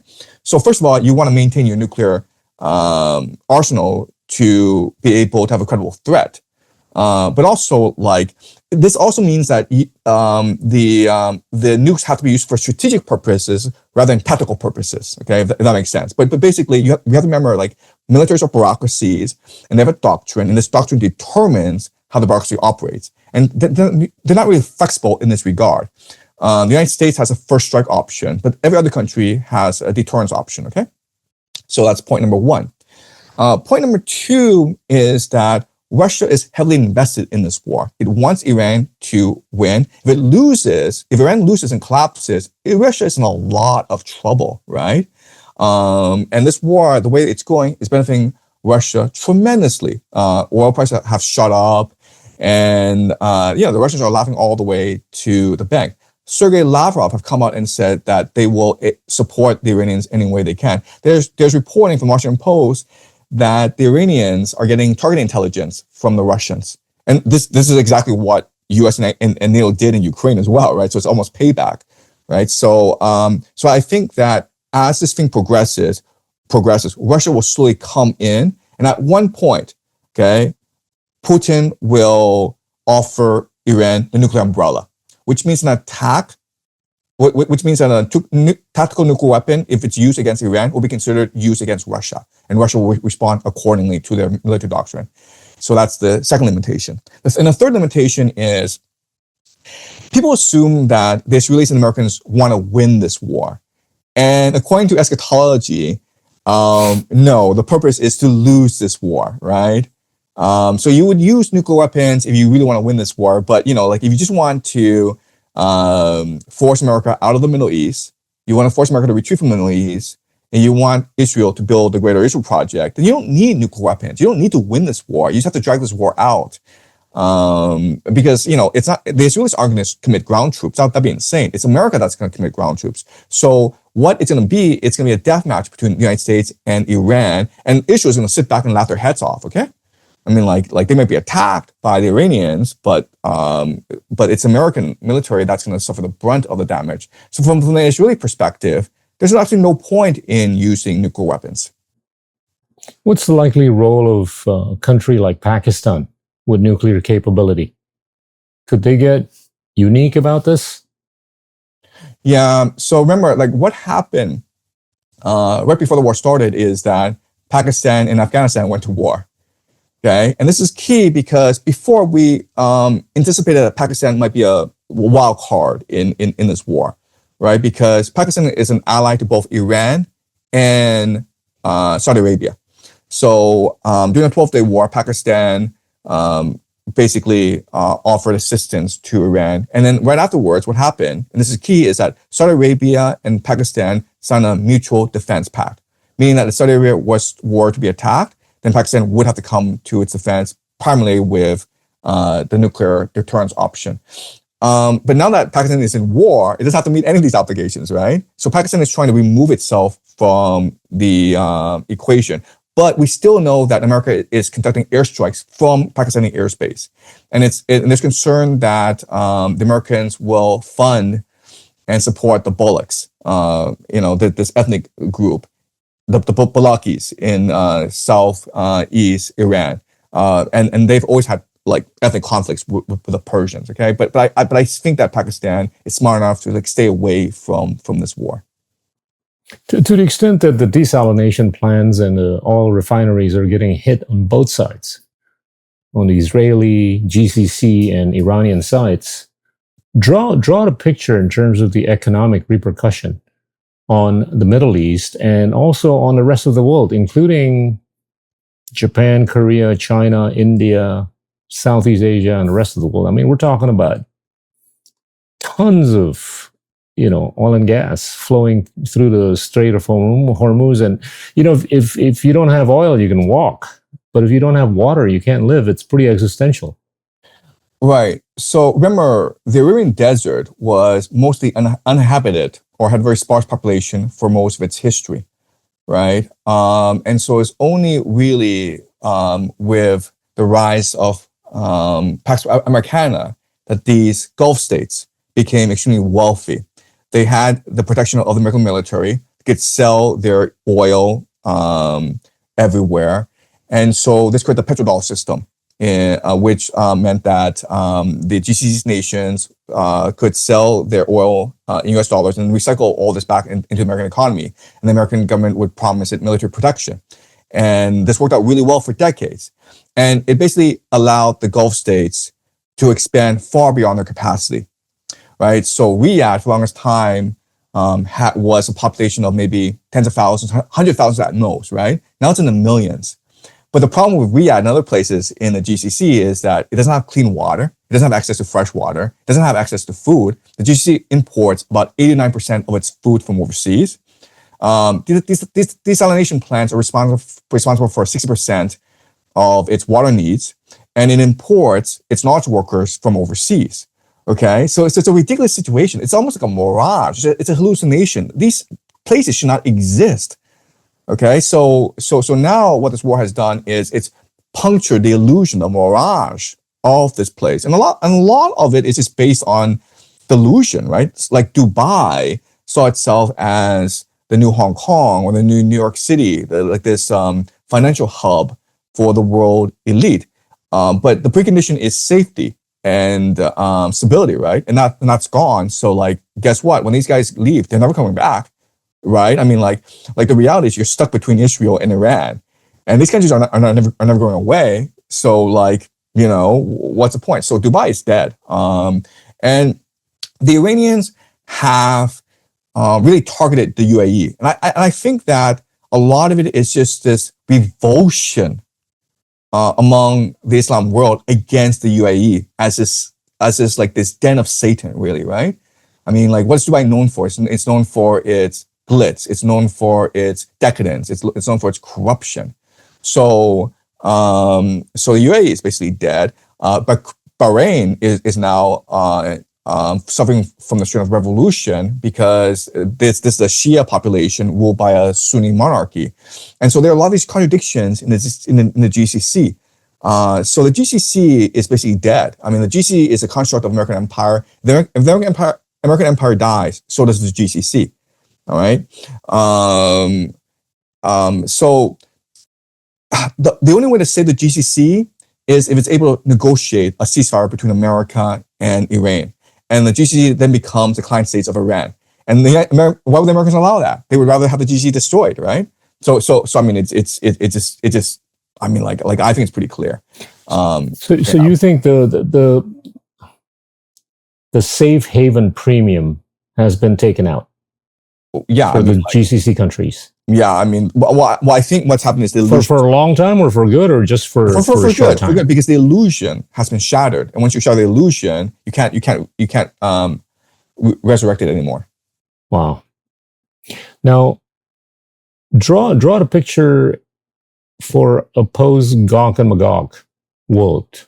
Is the Pax Judaica world cast in stone, or so I will it still be? Yeah.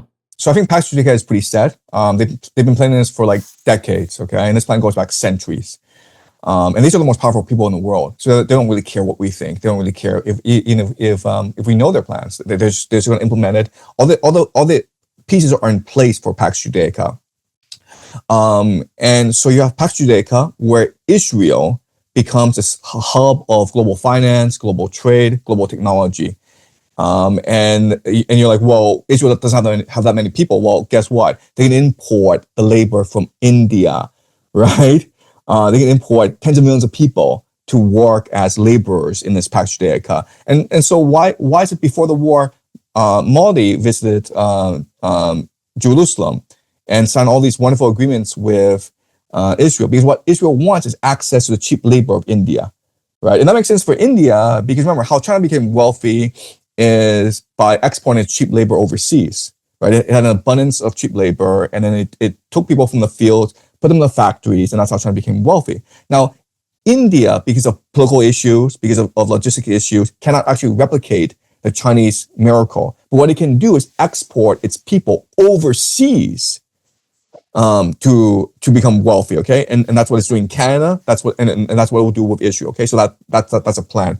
So Indians, Chinese, and Filipinos will become the laborers of Pax Judaica. And so what they're trying to do is they're trying to create the conditions for a world war between Israel and Gog and Magog, okay? And the biggest question is like, who is Gog and Magog? And again, we're not clear, okay? But the most likely candidates, if you just know scripture and if you've been following this eschatological debate, the most likely candidates are Russia and Persia. Okay? So think about this, where Russia is winning this war in Ukraine and it's now going to become a superpower.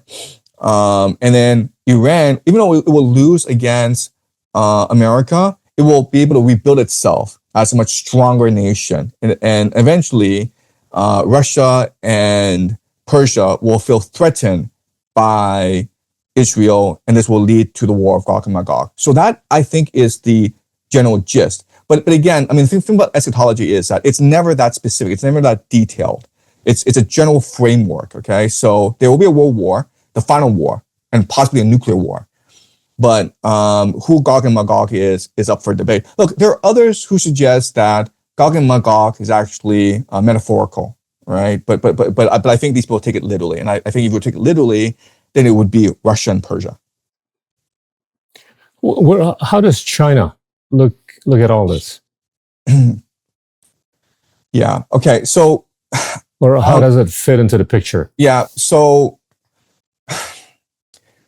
in the eschatology, there are two nations that are not involved. Okay, and it's really important they're not involved. The first nation, of course, the United States. The United States is not involved in any of this.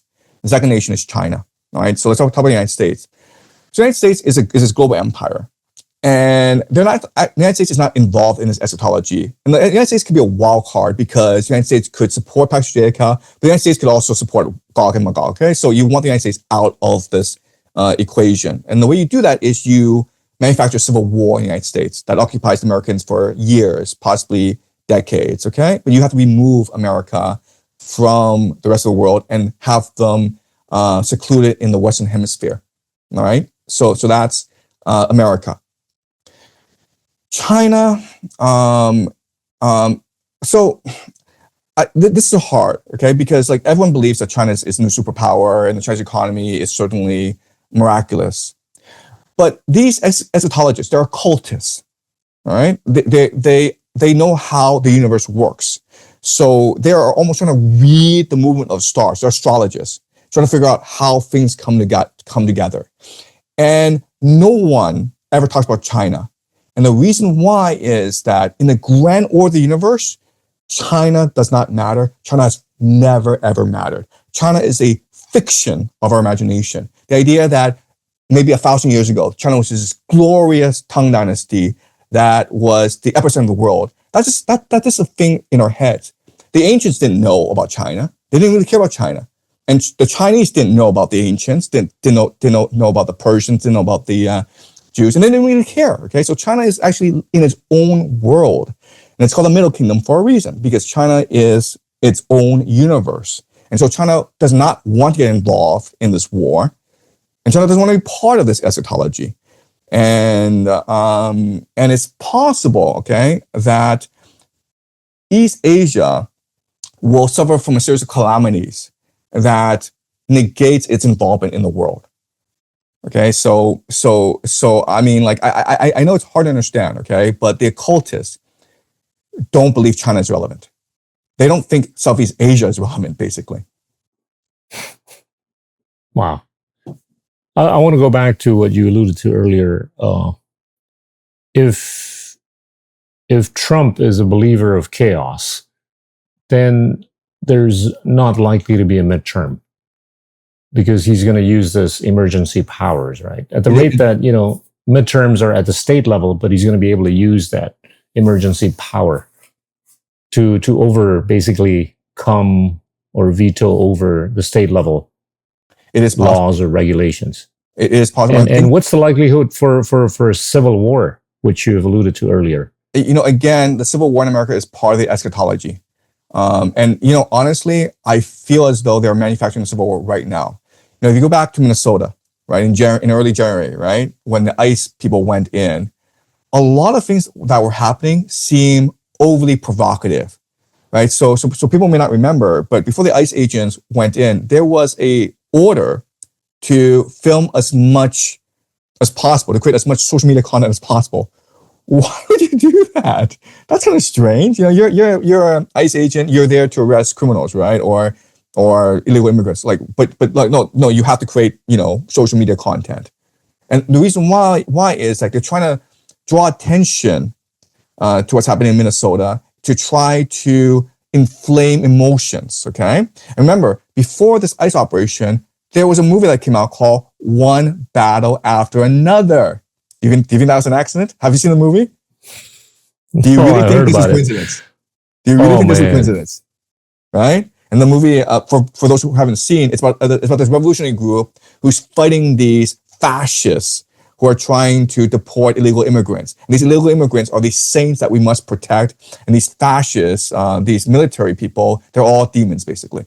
I mean, like that's literally the plot of the movie. And like, I watch it. It's very emotional. It almost makes you want to get involved in this war. It makes you want to fight for justice. And it's not an accident that right afterwards you have, this conflict between ICE and protesters in Minnesota. The Rainy Good shooting seemed a bit manufactured. Alex Petty, pretty. What was it? Petty or Pretty? Anyway, that was definitely manufactured. They basically hunted him down because he was a very vocal protester who had many run-ins with ICE before, and so they basically. I mean, like if you just look at the video and what happened, it seemed as though they hunted him down. And again, that's all to create the preconditions for a civil war. Jiang, if you came out saying exactly what you've been saying in the 90s, people would have labeled you conspiratorial. Yeah. Right? And on the back of what the mainstream guys are saying, right? But you've said that the mainstream guys are losing steam anyway. So how do you think the young generation is going to have to get used to stuff that would have been deemed conspiratorial as mainstream? Look, I mean, the thing that's most important is to pay attention, because the reality is that this new generation does not pay attention.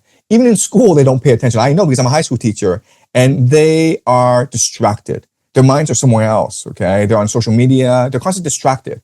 They're either distracted or they're depressed, okay? So, I mean, the amount of medication prescribed to young children nowadays is just absurd in America, right? These SSRIs. It's just absurd. What are you doing? You're frying their brains, really. That's what these drugs do. They actually destroy your capacity to think for yourself. It just leaves you numb and indifferent. Okay? But that's what they want. They want a numb and indifferent population that they can enslave, that they can rule over, who are complacent, who are complicit.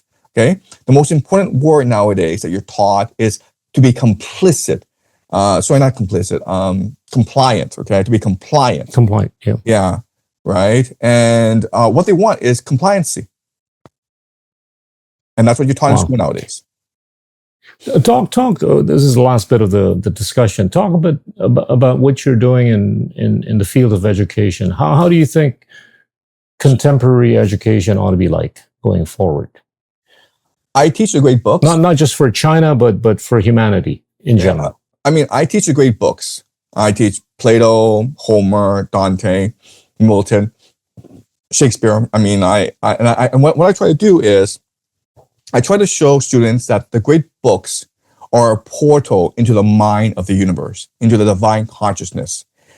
And the great books, it's a lifelong teacher. It's a lifelong guide into what true happiness is, into what true meaning and purpose is. And so I try to steer them into that direction. I've been trying for the past 30 years with very limited success. One thing I've learned recently that's really important is you must, regardless of the results, always speak this message, because the entire universe is watching what we do. We are all connected to the entire universe, and each of us can be a beautiful ray of light if we will it, if we choose it to be. So even though, I'm speaking, even though no one hears me, I should still speak anyway, because someone could hear me. If that person hears me and is willing to listen and open his ears, Jesus said, open your ears, right? That could change the person's life trajectory forever. All right. So I've been doing this for the past 20, 30 years. And only recently have I been getting a lot of attention because, as you point out, 10 years ago, everyone would think I'm insane. But now, because of these current events, they're forced to reflect. Okay. So I see myself as a messenger. I see myself as trying to spread a message of hope. And those who can hear will hear.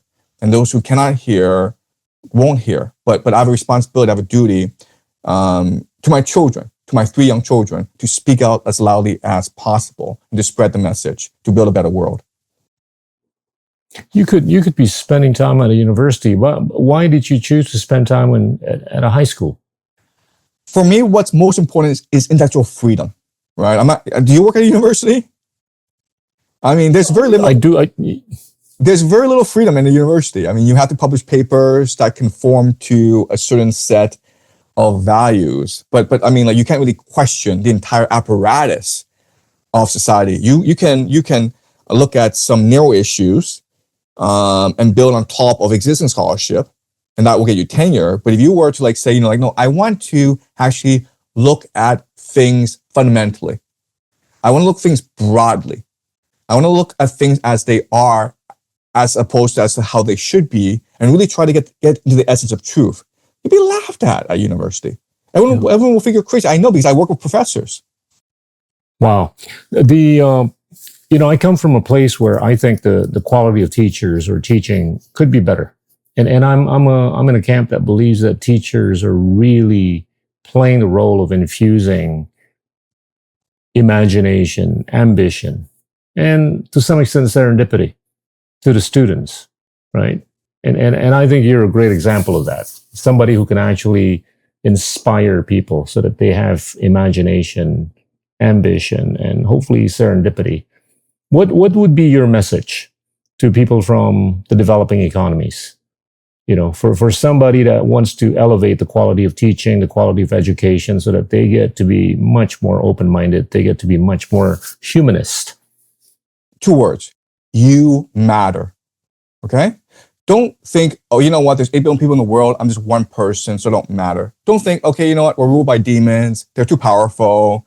They can start any wars they want. They have nuclear weapons. I should just give up.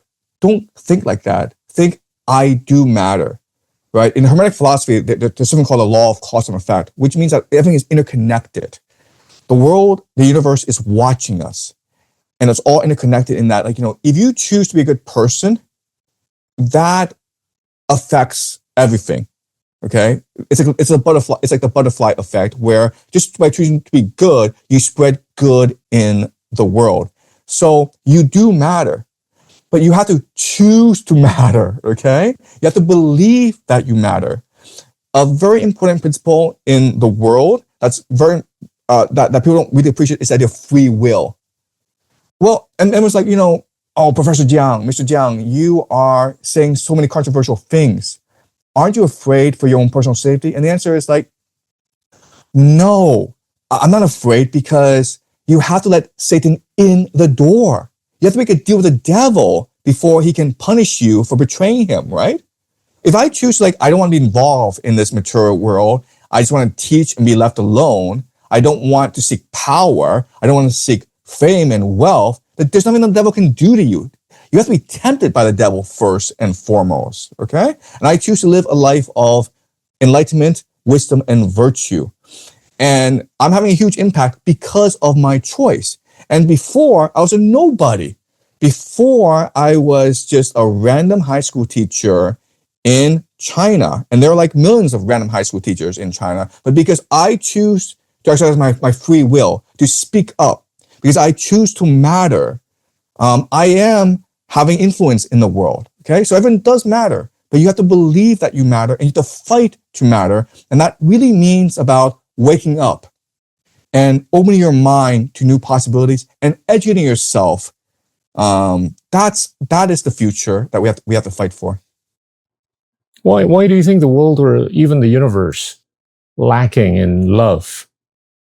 Because we've been fooled to believe that love doesn't matter. We've been fooled to believe that only the material world matters. We've been taught to believe that to show love to your children, you have to get them into private school. You have to get them into Ivy League. But you know what? Love is who we are. And if we just show generosity and compassion and openness to other people, then we create love. Okay, we bring God into this world. And that's a message that people have forgotten. And honestly, I think it's a message that the elite have purposefully hid from us. Two final quick questions. How do you think the Trump-Xi meeting will turn out in April? I think it'll be wonderful. I think it'll be spectacular. I think it'll be a grand bargain between China and the United States that restores a lot of bilateral relations. I think it's possible that China starts to buy more oil from the United States. I think like the meeting will go much more better than people anticipate. That's my gut instinct. I could be wrong, but that's my gut instinct. Final one, quick one. Do you think Trump is going to be able to pull it off in running for a third term? I would bet good money on it, yes. Thank you so much, man. You've been kind with your time. Thank you. That was Jiang Xueqin. Thank you.